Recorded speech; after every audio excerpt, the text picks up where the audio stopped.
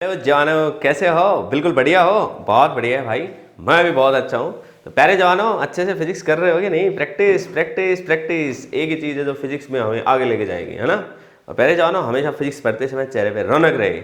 हाँ, एक चीज़ और मैं आपके साथ डिस्कस करना चाहूँगा कि आपके जो भी नियर डियर हैं और जो कहते हैं कि उनको फिजिक्स में तकलीफ होती है, तो उनके साथ इन वीडियोज़ को ज़रूर शेयर करें आप, ठीक है, ताकि उनका भी भला हो सके।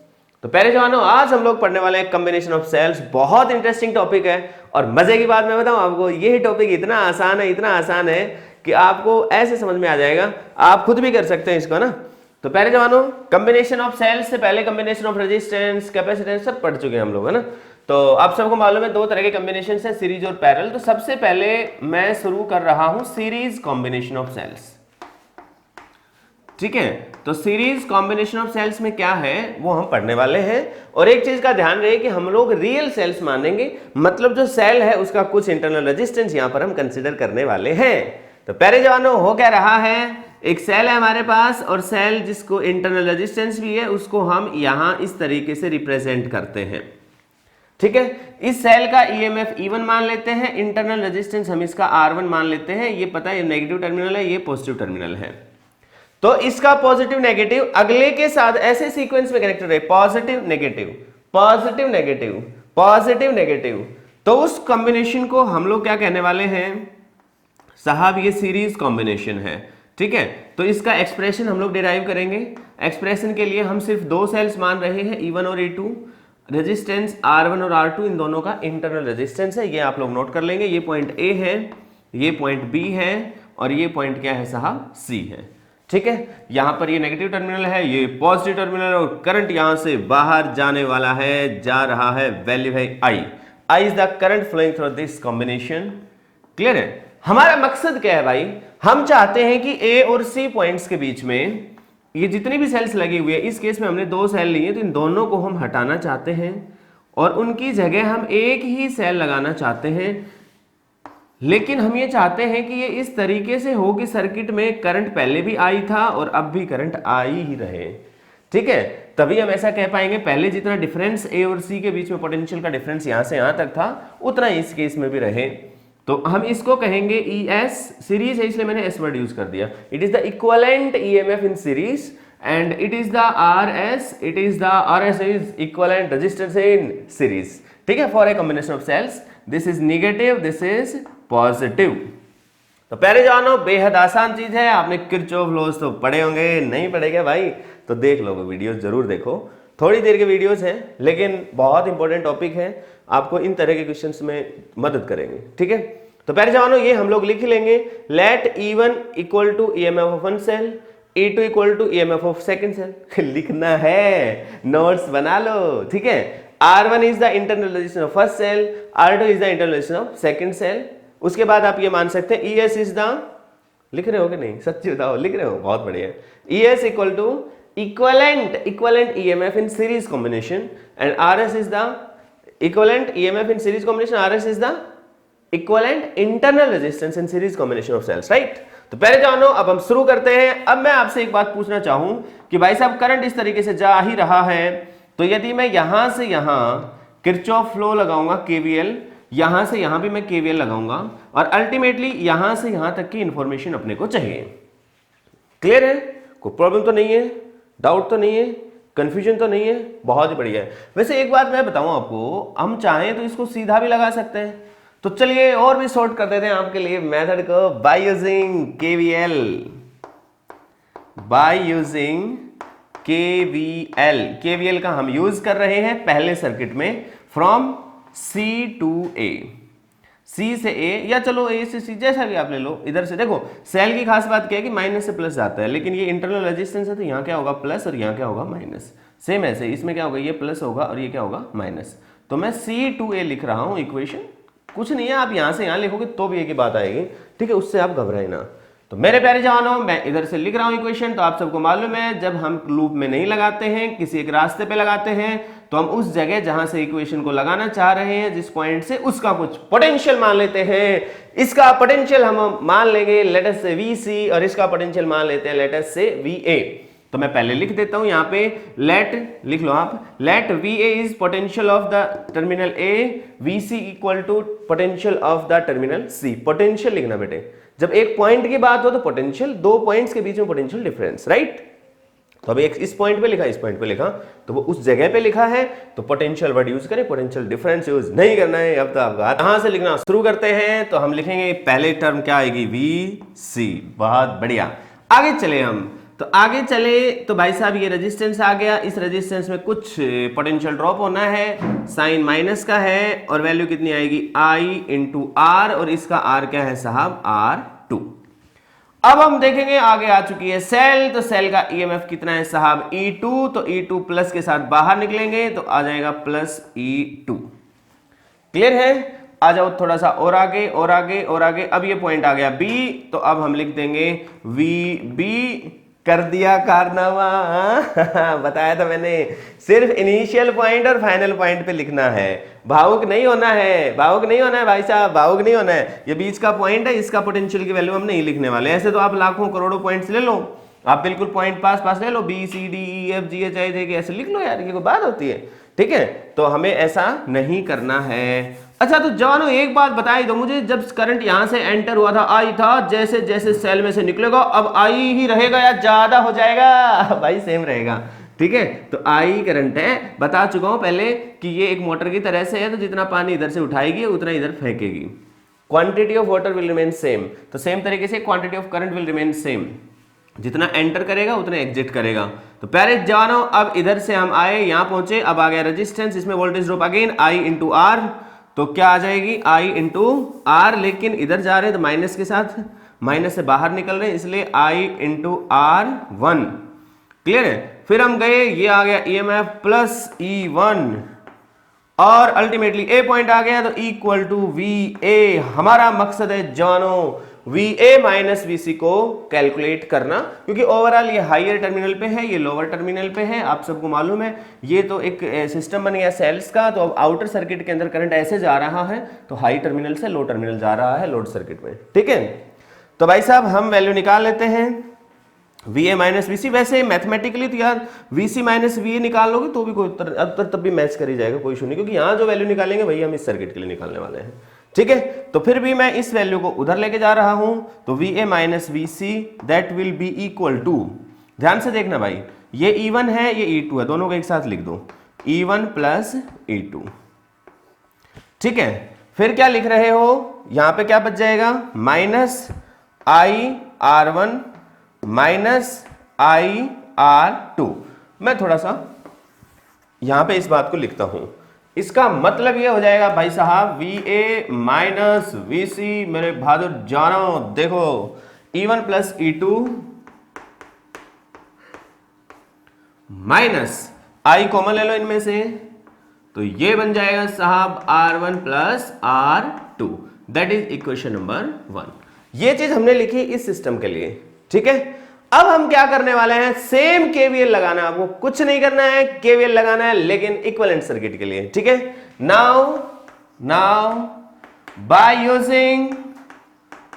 Using KVL for the equivalent circuit, लिख लो, for the equivalent circuit, for equivalent circuit के लिए हम KVL लगा रहे हैं। तो तरीका वही है यहाँ का, तो मैंने बताया ना, इक्विवेलेंट तो हम कहेंगे तभी यहाँ जितना टर्मिनल पोटेंशियल है वही इतना हो, मतलब यहाँ जितना था C पे वही C इस पे है, जितना A पे था वही A पे, इन दोनों का आपस में बराबर नहीं है, ठीक है। इस पे जितना था C पॉइंट पे, तो ये भी वही C पॉइंट है, ये A पॉइंट है, ये वही पॉइंट A है, तो दोनों पे सेम ही है। तो VC पे पोटेंशियल VC मान रखा हमने C पॉइंट पे, इधर जाएंगे तो प्लस और माइनस, तो I into R, current I है इसमें, तो माइनस I इंटू R, और माइनस किस लिए लगाया हमने, क्योंकि पहले प्लस लगाया फिर माइनस लगाया, डिजाइन बना रहे क्या, नहीं, किस लिए लगाया, क्योंकि R से जब बाहर निकलेंगे तो माइनस का साइन होगा, ठीक है। इसके बाद आ जाएगी सेल से बाहर निकलेंगे तो प्लस का साइन होगा, तो प्लस का ES, फिर हम देखेंगे VA आ जाएगा, that will be equal to VA। इसका मतलब ये है जवानों, VA माइनस VC, इसको सीधा उधर लेके जाओ तो क्या बन जाएगा अपने पास, ES minus I into RS, this is equation number 2। अब तो मौज होगी भाई। ये देखो VA माइनस VC, ये भी देखो VA माइनस VC, जानो दोनों इक्वेशंस की फर्स्ट एंड टू की लेफ्ट हैंड साइड इक्वल है तो राइट में क्या होनी चाहिए, इक्वल होनी चाहिए। तो मतलब ये है जानो कि कंपेयर करेंगे हम 1 और 2 को, तो from 1 and 2 what we can say ये भी इक्वल होने चाहिए।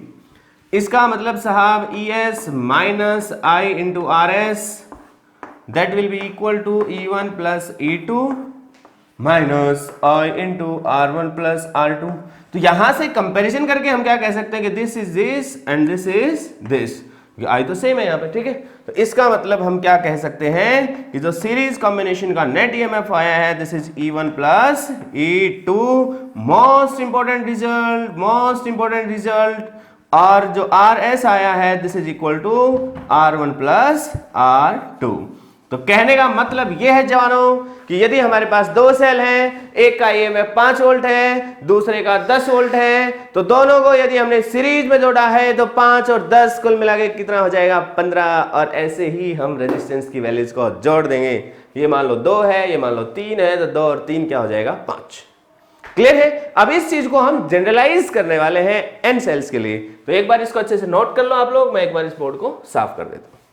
हाँ तो भाई यदि हमारे पास n सेल्स हो, मतलब 10 हो, 20 हो, 50 हो, 100 हो, तो जनरलाइज कैसे करेंगे। लेट अस से n सेल्स में EMF कितना E1 E2 E3 ऐसे ही n तक है ना, ऐसे ही R1 R2 R3 Rn तक क्या है उनका इंटरनल रेजिस्टेंस है।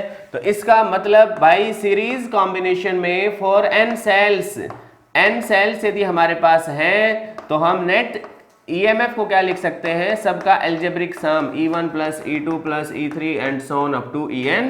और सेम तरीके से सबका इंटरनल रेजिस्टेंस क्या हो सकता है R1 plus R2 plus so on up to Rn। तो प्यारे जवानों, it is the most important result, आप सबको इसको याद रखना है, हमेशा याद रखना है, ठीक है। अच्छा यदि कोई आपसे पूछता है, यहां पर एक चीज जो समझने की है वो क्या है कि कई बार वो क्या कहेगा कि भाई साहब देखो ये प्लस है, ये माइनस है, बहुत बढ़िया है, तो EMF मान लो E1 है, इंटरनल रेजिस्टेंस R1 है। कई बार ना वो इंटरनल रेजिस्टेंस उसके साथ लिख देता है, सिंबॉलिक नहीं भी दिखाता है, तो आप समझ जाओगे। क्लियर है। ऐसे ही दूसरा इसी तरीके से लिखा हुआ है, ऐसे ही मान लो तीसरा लिखा हुआ, लेकिन तीसरे में इस तरीके से लिख दिया माइनस प्लस, ये E2 है, मान लो ये E3 है, और ऐसे ही आगे जा रहे हैं, ठीक है। मान लो 4 जुड़े हुए, चलो ज्यादा कंफ्यूज नहीं करते आपको, मान लो ये प्लस है, फिर ये माइनस है, ये E4 है, सबके लिए R2 R3 R4 इनका इंटरनल रेजिस्टेंस है। तो अब आप ध्यानपूर्वक देखना, जब सीरीज की बात करेंगे साहब, तो सीरीज में हम लोग क्या कहेंगे कि सारे एक ही लाइन में हो, तो सारे एक लाइन में तो है, बीच में कोई जंक्शन नहीं है, बीच में किसी तरह का कोई और कंडक्टर जुड़ा हुआ नहीं, कोई और रास्ता मिल नहीं रहा, तो साहब सीरीज ही है। लेकिन एक लफड़ा हो गया है कि इसकी पोलैरिटी और बाकी सब की पोलैरिटी मैच नहीं कर रही। बाकी सबकी पोलैरिटी कैसे, प्लस माइनस, लेकिन इसमें कैसा है माइनस प्लस, ये प्लस माइनस, मतलब ये उल्टी पोलैरिटी से जुड़ा हुआ है। तो इसका मतलब ये है कि यदि कोई भी सेल यदि उल्टी पोलैरिटी से जुड़ा होगा तो हम क्या करेंगे, तो साहब if any cell is connected with reverse polarity,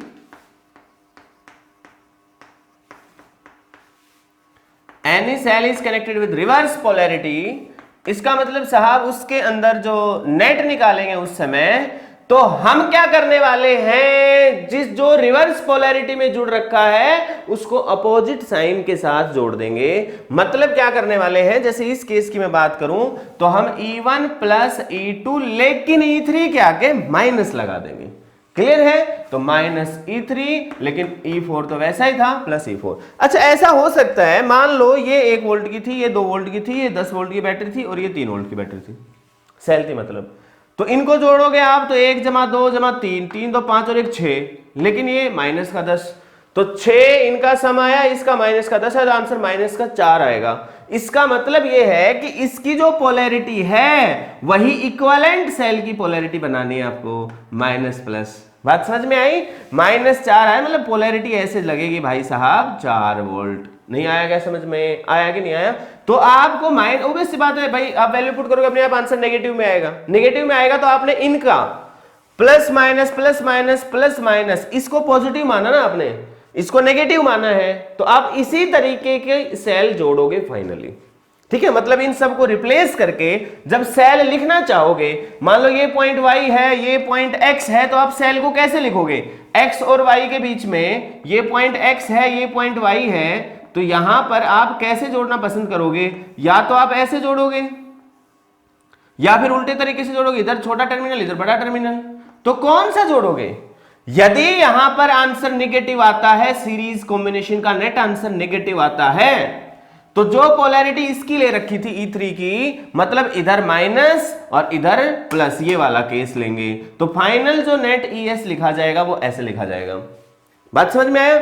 लेकिन यदि इसका आंसर पॉजिटिव में ही आ गया तो फिर इस तरीके से लिखा जाएगा, जैसे इनका साइन पॉजिटिव ले रखा था तो इनमें बड़े वाला टर्मिनल मतलब हाई टर्मिनल प्लस था, वो इस तरफ था, तो वैसे लिखेंगे। क्लियर हो गया? तो आपको मोटे तौर पे जो बात समझनी थी वो ये समझनी थी, ये बात भी आप लिख सकते हैं कि यदि ES पॉजिटिव आएगा तो ये x और y जो थे इनके बीच में इसी तरह से जोड़ देंगे, लेकिन यदि ES नेगेटिव आया ऊपर वाले में तो फिर इनके टर्मिनल्स हम बदल देंगे। ये मतलब है इसका। बात समझ में आई कि नहीं आई? क्लियर है ना? और कोई लेना देना नहीं है। लेकिन जवानों, जो सबसे इंटरेस्टिंग बात है यहां पे क्या है कि इंटरनल रेजिस्टेंस जो है वो तो जुड़ेगा ही, क्योंकि रेजिस्टेंस तो रुकावट है, तो चाहे कैसे भी जाए करंट ऐसे जाएगा, तो ऐसा नहीं है कि इसके अंदर से जब करंट पास होगा तो रुकावट पैदा नहीं होगा, उल्टे टर्मिनल है भाई, बेशक से उल्टे टर्मिनल रहे लेकिन रुकावट तो रुकावट है। इसका मतलब इंटरनल रेजिस्टेंस तो ऐसे ही जुड़ना है। इसका मतलब चाहे कोई भी सेल रिवर्स पोलैरिटी के साथ कनेक्टेड हो, फर्क किस पे पड़ेगा? EMF पे। लिख लेना इस बात को, अच्छे से स्टार लगा के लिखना कि if cell is connected, any cell or a number of cells may be connected with the reverse polarity, then the EMF will be affected, but there will not be any change in the net internal resistance of the system. System का जो internal resistance आएगा उस पर कोई फर्क नहीं पड़ेगा। बहुत बहुत इंपॉर्टेंट चीज है। क्या आपको मेरी बात समझ में आई कि नहीं आई? आई है, बहुत बढ़िया है। तो भाई साहब, अब यदि हम यहां पर थोड़ा सा आगे चलते हैं जवानों, अच्छा मान लो ऐसा भी तो हो सकता है कि E1 जो है वो इक्वल टू है E2 के, और ये सारे ही आपस में इक्वल है, तो और सबका EMF हम E मान लेते हैं। मतलब हम मान लेते हैं कि यदि सारे EMF एक ही जैसे हैं, सारी सेल्स आइडेंटिकल हैं, मतलब हम एक स्पेशल केस कर रहे हैं। स्पेशल केस क्या कर रहे हैं? If identical cells are there, if identical cells are present, यदि सारी की सारी सेल्स आइडेंटिकल है, मतलब ये है साहब कि EMF सबका इक्वल है, माना कि E सेम। ऐसे ही जब आइडेंटिकल है तो इंटरनल रेजिस्टेंस भी मान लो सबका इक्वल होके क्या मान लिया हमने? R। तो उस केस में जो नेट EMF आएगा सिस्टम का, जिसको हम ES के नाम से लिख रहे हैं, तो वो कितना आएगा? E प्लस E, कितनी बार? जितनी सेल्स थी, N सेल्स ले रखी हैं, तो N टाइम्स आएगा ये, और जब N टाइम्स ये आएगा तो इसका मतलब N इंटू E हो जाएगा। एंड सेम तरीके से जो नेट इंटरनल रेजिस्टेंस आने वाला है मेरे भाई, net internal resistance this is equal to small RS, ये भी N times resistance of a single cell आने वाला है। तो प्यारे जवानों, आई होप आपको मेरी बात समझ में आई कि नहीं आई? सच्ची बता दो, आई है? बहुत बढ़िया है। तो अब मैं इसमें एक और स्पेशल केस कराता हूं कि यदि हमारे पास N आइडेंटिकल सेल्स हैं, उनको हम सबको सीरीज में जोड़ दें, तो यदि लोड रेजिस्टेंस लगाएं, तो यदि वो रेजिस्टेंस छोटा है तो सर्किट के ओवरऑल करंट की वैल्यू कैसे निकालेंगे और वो वैल्यू कितनी आएगी, और यदि वो रेजिस्टेंस बहुत बड़ा है तो ओवरऑल रेजिस्टेंस कितना आएगा, ओवरऑल करंट कितना आएगा, इस बात को हम लोग देखते हैं। ठीक है, पहले जाओ एक बार इसको बोर्ड को साफ करता हूं। तो भाई अब हम लोग बहुत इंटरेस्टिंग चीज देखने वाले हैं कि यदि N आइडेंटिकल सेल्स हैं तो सर्किट में मैक्सिमम करंट कैसे निकालेंगे, वन बाय वन देखेंगे, 2-3 स्टेप्स में अभी देखेंगे, समझ में आ जाएगा आपको। तो ठीक है, तो हम लोग देखने वाले हैं condition of maximum current in external resistance in series combination of identical sales. N identical sales, हमारे पास N आइडेंटिकल सेल्स हैं, तो भाई साहब सर्किट कैसा है वो मैं बता देता हूं। प्लस माइनस सेल का, और ये इंटरनल रेजिस्टेंस, फिर प्लस, फिर माइनस, फिर इंटरनल रेजिस्टेंस, और यही बात आगे तक जुड़ी हुई है। लास्ट में ये है, सबका EMF E है, इंटरनल रेजिस्टेंस R है, सभी में यही है, लिखने की आवश्यकता नहीं है, आप समझ गए। ठीक है, तो भाई ये n सेल्स है, कुल मिला के कितनी सेल्स है ये n सेल्स हैं एक लाइन में लगी हुई है इस तरीके से। ठीक है, और यहां पर एक हमारे पास एक्सटर्नल रेजिस्टेंस लगा हुआ है, इसको हम लोड रेजिस्टेंस भी बोल देते हैं, एक्सटर्नल रेजिस्टेंस भी बोल देते हैं। तो ये वर्ड से आप अब फेमिलियर हो जाने चाहिए कि लोड रेजिस्टेंस का क्या मतलब है। ठीक है, सीधी सी बात है, करंट इस तरीके से जाएगा, लोड रेजिस्टेंस में हमेशा हाई टर्मिनल से लो टर्मिनल की तरफ करंट जाता है। हालांकि सेल में उल्टा भी जा सकता है, जब चार्जिंग का केस होता है तो, है ना, अंदर की तरफ तो माइनस से प्लस ही जा रहा है सेल में, याद रखना हमेशा, डिस्चार्जिंग का केस है तो, और चार्जिंग का केस होगा तो प्लस से माइनस जाएगा अंदर की तरफ। ये भी एक छोटा क्वेश्चन बनता है। ठीक है, लिख लेना इस बात को, क्या बोला मैंने, बच्चा याद आ गया तो मैं एक बार बता देता हूं कि व्हेन बैटरी और सेल इज चार्जिंग और डिस्चार्जिंग, दो बातें मैंने बताई हैं।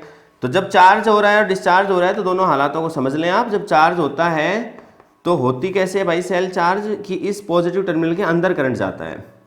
तो सेल के अंदर करंट कैसे जा रहा है, प्लस से माइनस, मतलब high potential to low potential when it is connected to the, when it is acting as, when it, जब प्लस से माइनस जाएगा तो it is just like load, load की तरह से एक्ट करने वाली है। लेकिन जब डिस्चार्जिंग होगा तो माइनस प्लस, बैटरी के पॉजिटिव से करंट बाहर आएगा, तो माइनस से प्लस की तरफ करंट जा रहा है। तो माइनस से प्लस की तरफ जाने का मतलब है लो से हाई की तरफ करंट जाना, यहां तो हाई से लो की तरफ जा रहा है करंट, तो ये लोड की तरफ नहीं, सोर्स की तरह काम कर रही है, और सोर्स ही है जब सप्लाई कर रही है करंट। तो डिस्चार्ज होने का मतलब सोर्स, खुद सोर्स की तरह काम करना, खुद सप्लाई करना। ठीक है भाई, ले जाओ भाई, मैं तो डिस्चार्ज हो रहा हूँ, लेकिन ले जाओ तुम, हाँ करंट ले जाओ। और यहाँ पे क्या हो रहा है, चार्ज, कि भाई चार्ज कर दो भाई साहब, करंट दो मेरे को। तो ये एक छोटी सी बात थी, याद आ गई तो मैंने आपको बता दी है, छोटा क्वेश्चन बनता है। ठीक है, लेकिन अब हम इस पर अपना फोकस करते हैं। तो पहले जवानों, आपसे कोई पूछता है तो सबसे पहले मुझे एक बात बता दो, नेट EMF क्या होगा। स्टेप्स में लिखूंगा मैं ताकि आप सबको कोई तकलीफ ना हो। तो अभी बताया था कि n आइडेंटिकल सेल्स हैं तो n इंटू E हो जाएगा। नेट इंटरनल रेजिस्टेंस क्या होगा, नेट इंटरनल रेजिस्टेंस मतलब RS, नेट कितना होगा बताओ, अभी देखा था यार n इंटू R। लेकिन अब मैं पूछ रहा हूं नेट सर्किट का रेजिस्टेंस कितना होगा, नेट सर्किट रेजिस्टेंस, मैं इसको लिख देता हूं R नेट, ये नेट सर्किट का रेजिस्टेंस कितना होगा। अब इस बात को समझना, इस लाइन को समझना और इस लाइन को समझना। जब मैंने ये कहा ना कि इसका नेट EMF NE है और नेट इंटरनल रेजिस्टेंस NR है, इसका मतलब ये है कि आप इस पूरे की जगह एक ही सेल लगाओ जिसका EMF N इंटू E हो और जिसका इंटरनल रेजिस्टेंस हो N इंटू R, और ये जो दो टर्मिनल से, एक्सट्रीम टर्मिनल से, इनके बीच में इसको जोड़ दो तो बिहेवियर एक जैसा ही रहेगा। अब भी सर्किट में करंट I रहेगा और बाहर लगा दो ये रेजिस्टेंस R। तो अब नेट सर्किट का रेजिस्टेंस पूछेगा तो सीधी सी बात है, मैंने कल बताया भी था आपको, मतलब लास्ट क्लास में हमने एक चीज जाने भी थी कि भाई साहब ये और ये दोनों किस में एक्ट होते हैं, पैरेलल में या सीरीज में, सीरीज में होते हैं। तो भाई साहब इसका मतलब नेट रेजिस्टेंस कितना आ जाएगा, जो R था उसमें N इंटू R जोड़ देंगे। इसका मतलब हम सर्किट में करंट की वैल्यू को क्या लिखना चाहेंगे, net EMF that is N into E divided by net circuit resistance, this is R plus N into R। Clear है, तो ये सर्किट का रेजिस्टेंस है। अब यहां पर हम कंडीशंस पुट करेंगे, एक बार हम इसको छोटा मानेंगे और एक बार हम इसको बहुत बड़ा मानने वाले हैं। तो पहला केस लेते हैं हम, special case 1, special case first. हम क्या ले रहे हैं कि साहब दिस रेजिस्टेंस R, ये जो रेजिस्टेंस R है ये आप ले लो बहुत ही छोटा है इंटरनल रेजिस्टेंस से, और ये इंटरनल रेजिस्टेंस सबका मिला के बताया मैंने। ठीक है, सबका N इंटू R, मैथमेटिकल चीज कर रहे हैं हम लोग और कुछ खास बात नहीं कर रहे हैं। ठीक है, तो जब हम देखेंगे कि जो एक्सटर्नल लोड रेजिस्टेंस है वो बहुत हल्का रेजिस्टेंस लगा रखा आपने as compare to the net internal resistance, तो ये वैल्यू आप सबको मालूम है कि प्लस और माइनस में जब एक चीज बहुत बड़ी हो एक चीज बहुत छोटी हो तो छोटी चीज को इग्नोर कर देते हैं। तो ये चीज बहुत छोटी है, ये चीज बड़ी है, तो इसका मतलब ये इग्नोर हो जाएगी। इसका मतलब ये है, मैं ऊपर लिख देता हूं, इसका मतलब ये है कि सर्किट में जो करंट आएगा वो कितना आ जाएगा, NE डिवाइडेड बाई, अब इस R को तो आप इग्नोर ही कर दोगे, बहुत छोटी वैल्यू है, R is very very less than R, इसका मतलब R इज इग्नोर्ड, R को हम इग्नोर कर देंगे। याद रखना सिर्फ प्लस और माइनस में इग्नोर होता है, मल्टीप्लाई डिवाइड में नहीं करना। ओके, तो भाई साहब बच क्या गया, N और R, N से N निपट गया, इसका मतलब I इक्वल टू क्या आया, E डिवाइडेड बाई R। अब मैं समझाता हूं इसकी क्या इंपॉर्टेंस है। इसका मतलब ये है कि इस लोड रेजिस्टेंस R के अक्रॉस यदि ये हम ध्यान रखना, हम ये value R is very very less than NR, also R is less than R also, ठीक है, कि इस R से भी बहुत छोटा है, नंबर से मल्टीप्लाई नहीं करोगे तो भी बहुत छोटा, मतलब ऐसा समझो, मान लो इस R रेजिस्टेंस की वैल्यू है, लेट अस से let R equal to 1 micro ohm, मतलब 10 की पावर माइनस 6 ओम, ठीक है, और जो ये वाला है मान लो ये 2 ओम है, ठीक है। तो अब ये वैल्यू बहुत छोटी हो चुकी है, तो यदि आप मान लो 10 सेल थी आपके पास, तो 10 सेल की बजाय आप एक सेल लगाते, सिर्फ एक सेल लगाते, उसका कुछ इंटरनल रेजिस्टेंस होता और ये लोड रेजिस्टेंस R होता, तो एक सेल लगाते तो कुछ ना कुछ करंट जाता, इसमें कुछ ना कुछ तो करंट जाता, सिंगल सेल के लिए जितना करंट जाता I1 मान लेते हैं हम उसको। यहां पर कंक्लूजन क्या आया है कि जब 10 की 10 सेल यूज करोगे तो भी करंट यही आएगा, E बाई R आ गया, it is current due to single cell if this is negligible. भाई आपके सामने है, इसको नेग्लिजिबल मानोगे तो करंट कितना आना है, I1 इक्वल टू क्या होगा, E डिवाइडेड बाई R। इसका मतलब ये है, कंक्लूजन ऑफ द स्टोरी क्या है कि यदि लोड रेजिस्टेंस बहुत छोटा है, if the load resistance is very very small, then circuit में हमने कई सारे सेल्स लगाए, फिर भी टोटल अमाउंट ऑफ करंट था उस पर कोई फर्क नहीं पड़ा।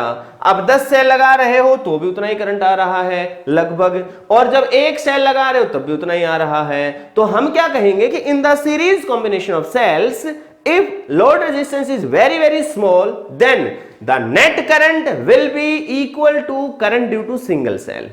ये कंक्लूजन की तरह से आप लिख लें, ठीक है बेटे, लिख लो, इसको पॉज करके इस लाइन को अच्छे से नोट कर लो। क्लियर हो गया। अब हम लेते हैं केस सेकंड, ध्यान से देखना भाई। नाउ द केस सेकंड, अब की बार हम केस उल्टा ले लेते हैं। पहले हमने लोड रेजिस्टेंस को छोटा लिया था, अब लोड रेजिस्टेंस को बड़ा ले लो। This is R is very very greater than N into R। आप ये भी मान सकते हो कि भाई साहब इंटरनल रेजिस्टेंस से बड़ा है और N की वैल्यू कोई बहुत खास बड़ी तो है नहीं, इसलिए ओवरऑल उससे भी बड़ा हो गया, ठीक है। तो इस हालात में करंट कैसे निकलेगा, तो I will be equal to N into E divided by, अब ध्यान से समझना, अब ध्यान से समझोगे तो ये वाली वैल्यू है ये इग्नोर हो जाएगी क्योंकि ये छोटी है, तो नीचे क्या बच जाएगा, कैपिटल R। आई होप आपको मेरी बात समझ आई होगी। तो ये हम क्या कह सकते हैं यहाँ पे कह सकते हैं कि भाई साहब जैसे जितनी सेल्स होंगी उस हिसाब से करंट की कुछ वैल्यू आएगी। हालांकि ये एक लोड रेजिस्टेंस है तो डेफिनेटली ये बड़ा रेजिस्टेंस है, तो ओवरऑल करंट क्या आएगा, कोई बात नहीं है, लेकिन ध्यान ये रखना है कि यहाँ पर नंबर ऑफ सेल्स वाला जो फैक्टर था वो N फैक्टर आया है यहाँ पे। क्लियर है। तो बेटर क्या है, अच्छा यहां पर यदि आप सिंगल सेल लगाते, ध्यान से समझना, इसी चीज में एक चीज अच्छे से और क्लियर हो जाएगी। तो यदि यहां पर आप सिंगल सेल लगाते, ये कैपिटल R है और ये छोटा r है, मैं ऑलरेडी कह चुका हूं कि ये बहुत छोटा है, R इज छोटा देन कैपिटल R, तो करंट कितना आता है यहाँ पे, E बाई R आता। क्लियर है। जब करंट आता है एक सिंगल सेल के कारण E बाई R आता, लेकिन जब N सेल्स थी तो N टाइम्स आया। इसका मतलब क्या हो गया कि यदि हमारे पास लोड रेजिस्टेंस बड़ा है, तो कंक्लूजन ऑफ द स्टोरी में लिखना आप कि आप क्या लिखेंगे, if the load resistance is large, then यदि बड़ा रेजिस्टेंस है as compared to the internal resistance of the cell, then क्या होगा, the overall current, the net current in the combination of cells is N times the current due to single cell. लेकिन ध्यान रखना, current due to single cell भी इसी case का कि जब कैपिटल R बड़ा था। कभी पता चले current due to single cell एक नॉर्मल सेल का उठा रहे हो आप, ठीक है, तो current due to single cell भी उस सेल का ले रहे हैं अपन जब R क्या था, बहुत छोटा था, छोटे वाला R छोटा था बड़े वाले R से। क्लियर है। तो मैं दोबारा से एक बार कंक्लूजन को रिपीट करता हूं कि जब लोड रेजिस्टेंस बड़ा है तो सर्किट के कॉम्बिनेशन ऑफ सेल्स के सर्किट में नेट करंट की वैल्यू सिंगल सेल के मुकाबले n टाइम्स आती है, उससे बड़ी आती है। मतलब करंट सेल्स, आपका मान लो मकसद है कि पहले मान लो करंट 1 एम्पियर आ रहा है, आप चाहते हो कि करंट 10 सेल लगाई तो 10 एम्पियर आए, 20 लगा तो 20 एम्पियर आए, तो आपको क्या करना पड़ेगा, इंटरनल रेजिस्टेंस के मुकाबले एक्सटर्नल लोड रेजिस्टेंस को बहुत ज्यादा लेना पड़ेगा। तो आपको इस तरह की ऑब्जर्वेशन देखने को मिलेगी कि पहले करंट x आएगा तो अगली बार 2x, 3x, 4x, 5x, मतलब जो भी वैल्यू आएगी x आएगी तो उसका मल्टीपल आता जाएगा। लेकिन आप ये देखना चाहते हैं कि आप चाहे कितनी भी सेल्स लगाएं लेकिन करंट पे कोई फर्क ना पड़े, तो ऐसी हालत सिर्फ तब हो सकती है जब लोड रेजिस्टेंस बहुत ही छोटा लगाएं। तो आप एक सेल लगाएंगे तो भी उतना ही करंट आएगा, 2 लगाएंगे तो भी उतना ही दिखेगा, 3 लगाएंगे तो कोई मेजरेबल चेंज आपको दिखेगा नहीं। क्लियर है? तो गाइस आई होप आपको सीरीज कॉम्बिनेशन अच्छे से समझ में आया। मैंने सारी बातें टच करने की कोशिश करी है इस कॉम्बिनेशन ऑफ सेल्स की, सीरीज कॉम्बिनेशन ऑफ सेल्स की, ठीक है। अच्छा, एक छोटी सी बात, हालांकि मैं बता चुका हूं लेकिन मैं सिर्फ पूछना चाहता हूं आपसे, आप कमेंट बॉक्स में मेरे को जरूर बताएंगे। वैसे एक बात बताऊं मैं, कई बार क्या है कि हम ये सोच जाते हैं कि साहब कमेंट बॉक्स में तो क्या बताएंगे, छोड़ो बाद में कर लेंगे, तो मैं आपको करवा ही देता हूं, 2 मिनट आपकी और लेता हूं, एक छोटा सा केस, ठीक है। हालांकि वो मैं अभी अभी समझा के निपटा हूं, लेकिन मन कर रहा है कि करा दूं मैं, है ना, कि मन कर रहा है कि कभी ऐसा ना हो कि आप छोड़ दें इसको और फिर चीजें गड़बड़ हो जाए। मैं कह रहा हूं कि ये सेल है E1 R1 इसका इंटरनल रेजिस्टेंस है, ये दूसरी सेल है E2 R2 इसका इंटरनल रेजिस्टेंस है, ठीक है।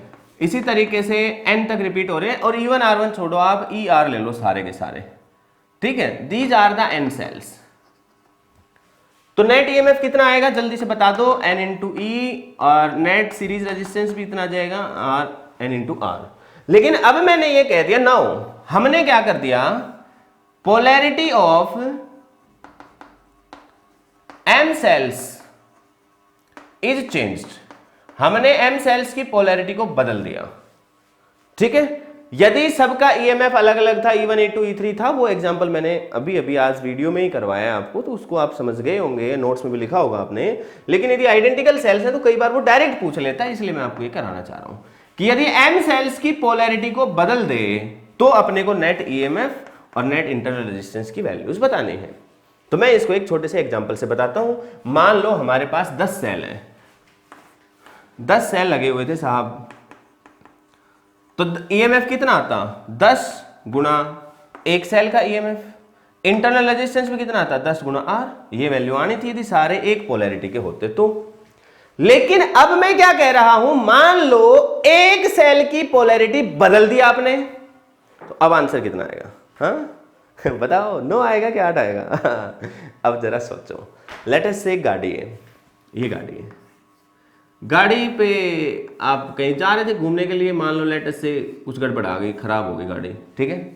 10 आदमी हैं, आइडेंटिकल है, मान लो रोबोट है, ठीक है, 10 हैं, डिट्टो सेम उनकी स्ट्रेंथ है, एक जैसी हरकतें हैं उनकी। तो भाई साहब आपने उन सबको आदेश दिया कि चलो भाई निकलो और 10 के 10 धक्के लगाओ, तो सारे रोबोट इधर धक्का लगाने लग रहे हैं गाड़ी के, 10 बंदे धक्का लगा रहे हैं, 10 बंदे धक्का लगा रहे हैं और गाड़ी मान लो चलना शुरू हो गई। फिर आपका मूड चेंज हो गया, या फिर किसी रोबोट का मूड चेंज हो गया, उसने क्या किया कि ये जो 10 बंदे थे इनमें से वो हटा एक बंदा और वो अपोजिट डायरेक्शन में जाके धक्का लगाने लग गया। तो मुझे बताओ ओवरऑल आपकी गाड़ी पे कितने बंदों का फोर्स का नेट दिखेगा आपको, कितने बंदों के बराबर फोर्स लग रहा होगा? अब 8। बताओ क्यों? क्योंकि इधर बंदे कितने बचे? 9।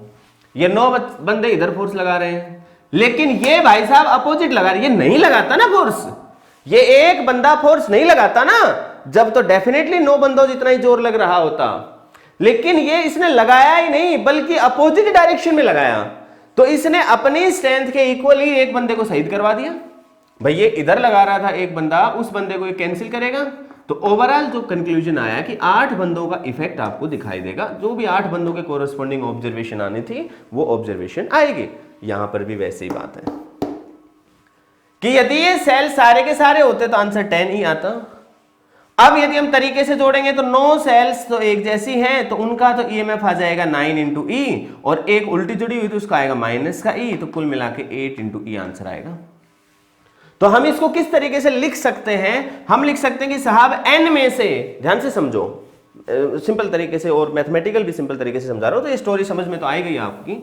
तो अब मैं इसको लिखना चाहूंगा मैथमेटिकली, तो मैं कैसे लिखूंगा? If polarity of m cells is changed, तो हम लोग क्या लिखेंगे? इसका मतलब जो नेट पोलैरिटी आने वाली है यहां पे, तो सेल्स जो एक जैसी पोलैरिटी की बची वो कितनी बची? n minus m। तो n माइनस m को e से मल्टीप्लाई कर दिया, माइनस में m जो सेल्स है वो अपोजिट पोलैरिटी की है, तो कुल मिला के n into E minus M E और माइनस m इंटू ई, तो कुल मिला के n माइनस 2m ई। तो ये आ गया नेट ईएमएफ। तो ध्यान रखना जो टोटल नंबर ऑफ सेल्स जिनकी पोलैरिटी बदली है हमने, ठीक है ना, उनसे दुगना इफेक्ट हुआ। एक की पोलैरिटी बदली तो 2 के बराबर इफेक्ट दे रहा है वो, ठीक है। और ऑब्वियस सी बात है कि ये वैल्यू इससे कम होनी चाहिए, n is greater than 2m, नहीं तो फिर उल्टा आंसर आ जाएगा, ठीक है। तो n is greater than 2m आप लिख सकते हो सिंपल तरीके से, कोई इशू नहीं है, ओके। हाँ, इंटरनल रेजिस्टेंस की यदि कोई बात करेगा तो जानो मैं बता चुका हूं आपको, इंटरनल रेजिस्टेंस तो n टाइम्स ही होना है, चाहे सेल्स की पोलैरिटी बदले चाहे ना बदले। तो प्यारे जवानों, मैंने सीरीज कॉम्बिनेशन की सारी बातें आपको समझा दी हैं। आई होप आपको समझ में भी आई होगी और अच्छी भी लगी होगी। हाँ, अच्छी लगी या नहीं लगी तो आप जरूर कमेंट बॉक्स में बताएं और अपने दोस्तों के साथ जरूर इस वीडियो को जरूर शेयर करें, ठीक है, ताकि ज़्यादा से ज़्यादा स्टूडेंट्स तक ये बातें पहुंच सकें और उनका भी बेनिफिट हो सके। प्यारे जवानों, आज के लिए इतना ही, फिर आपसे मुलाकात होगी, तब तक के लिए गुड बाय, टेक केयर, फिर मिलेंगे।